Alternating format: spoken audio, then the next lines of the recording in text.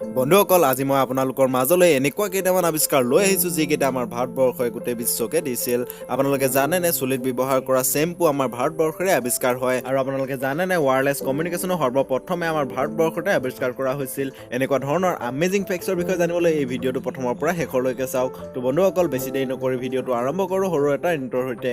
তো let's go.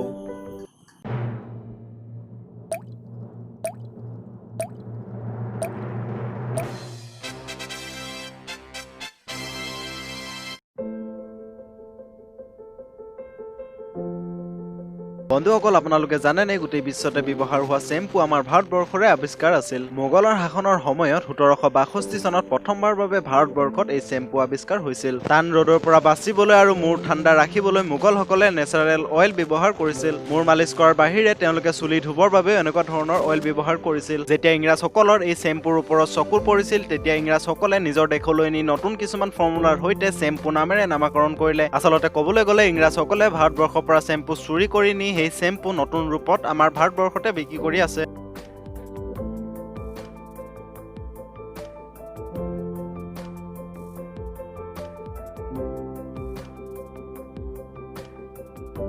USB মানে universal serial bus, যাক আমি ডাটা ট্ৰান্সফাৰ কৰিবলৈ ব্যৱহাৰ কৰোঁ। কম্পিউটাৰ জগতত এই USB ট্ৰান্সফাৰ আহিলাটো এটা লাগতিয়াল বস্তু হয়। এই USB ট্ৰান্সফাৰ আমাৰ ভাৰতবৰ্ষৰ এজন ব্যক্তিয়ে আৱিষ্কাৰ কৰিছিল। এই ব্যক্তিজনৰ নাম হৈছে অজয় ভাট। তেওঁ 1994 চনতে USBৰ আৱিষ্কাৰ কৰিছিল। এই আৱিষ্কাৰটো কম্পিউটাৰ জগতৰ বাবে এটা ক্ৰান্তি আছিল। ইয়াক এটা ডিভাইচত লগাই আন এটা ডিভাইচলৈ ডাটা ট্ৰান্সফাৰ কৰিবলৈ সহজ হৈ পৰিছিল। এই আহিলাটো ইনভেনশ্যন কৰাৰ আগৰ সময়ত কেৱল মাত্ৰ ফ্লপি ড্ৰাইভৰ যোগেৰেহে ডাটা ট্ৰান্সফাৰ কৰিব পৰা গৈছিল, যিটোৰ দ্বাৰা বহুত শ্ল' আৰু বহুত কম ডাটা ট্ৰান্সফাৰ কৰিব পাৰিছিল।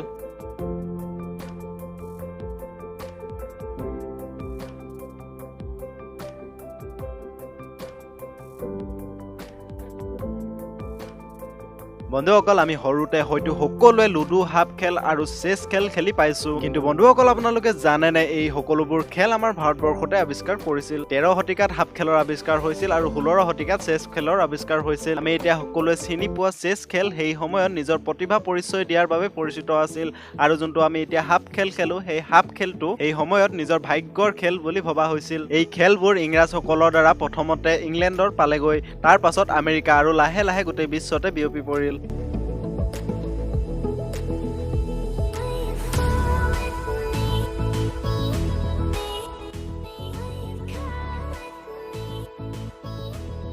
ৱায়াৰলেছ কমিউনিকেশ্যন মানে কোনো ধৰণৰ তাৰ ব্যৱহাৰ নকৰাকৈ দূৰৈৰ এজন ব্যক্তিৰ লগত কথা পাতিব পৰা আহিলাটো আমাৰ ভাৰতবৰ্ষৰে এজন ব্যক্তিয়ে বনাইছিল। কিন্তু গোটেই বিশ্বতে গুগলিয়েম মাৰ্কনিয়ে এই আৱিষ্কাৰটো কৰিছিল বুলি গম পায়। আচলতে এই আৱিষ্কাৰটো 1995 চনতে ডক্টৰ বুছে গোটেই বিশ্বকে কৈ দিছিল যে ৱায়াৰলেছ কমিউনিকেশ্যন সম্ভৱ হ'ব পাৰে আৰু কেনেকৈ কোনো ধৰণৰ ৱায়াৰ ব্যৱহাৰ নকৰাকৈ ডাটাবোৰ এঠাইৰ পৰা আন ঠাইলৈ ট্ৰান্সফাৰ কৰিব পাৰিব। কলকাতাৰ এটা ৰেডিঅ' চেণ্টাৰৰ যোগেদি তেওঁ কৈছিল যে কি ধৰণে এজনে আনজনৰ লগত বহুত দূৰত্বৰ পৰাও সংযোগ স্থাপন কৰিব পাৰি। কিন্তু ইয়াৰ 21 বছৰ পাছত মাৰ্কনিয়ে ৱায়াৰলেছ টেলিগ্ৰাফৰ আৱিষ্কাৰ কৰি দিছিল। সেইবাবে এতিয়া গোটেই বিশ্বই ৱায়াৰলেছ কমিউনিকেশ্যন মাৰ্কনিয়ে আৱিষ্কাৰ কৰিছিল বুলি গম পায়।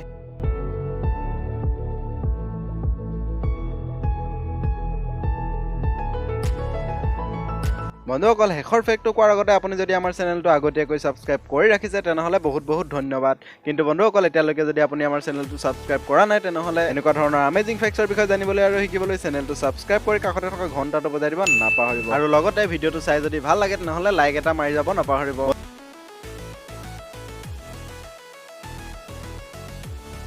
বন্ধুসকল ভাৰতবৰ্ষৰ এটা ডাঙৰ সমস্যা হৈছে প্লাষ্টিকৰ পৰা হোৱা প্ৰদূষণ। আপুনি হয়তো জানে যে প্লাষ্টিকবোৰ ৰিচাইকেলিং কৰিব পাৰি, কিন্তু প্লাষ্টিকবোৰ ৰিপ্লেচ কৰাৰ লগতে আনইউজেবল প্লাষ্টিকবোৰ ব্যৱহাৰ কৰি যে ৰাস্তা বনাব পাৰি সেই ইনভেনশ্যনটো আমাৰ ভাৰতবৰ্ষৰে ডক্টৰ বাসুদেৱনে 2006 চনত কৰিছিল। ডক্টৰ বাসুদেৱনে প্লাষ্টিক ব্যৱহাৰ কৰি ৰাস্তা বনোৱা এনেকুৱা এটা টেকনিকৰ আৱিষ্কাৰ কৰিছিল যিটো এতিয়া গোটেই বিশ্বই ফ'ল' কৰিছে। এই আৱিষ্কাৰটো উলিওৱাৰ পাছৰ পৰাই ভাৰতবৰ্ষৰ ৰাস্তা বনোৱাৰ খৰচৰ পৰিমাণটো কম হৈছে আৰু লগতে প্লাষ্টিকৰ পৰা যিটো প্ৰদূষণ হয় সেই প্ৰদূষণটো বহু পৰিমাণে কমি গৈছে। তো বন্ধুসকল আপুনি ওপৰৰ ফেক্ট কেইটাৰ বিষয়ে আগতে গম পাইছিলে নে? কমেণ্ট কৰি নিশ্চয় জনাব।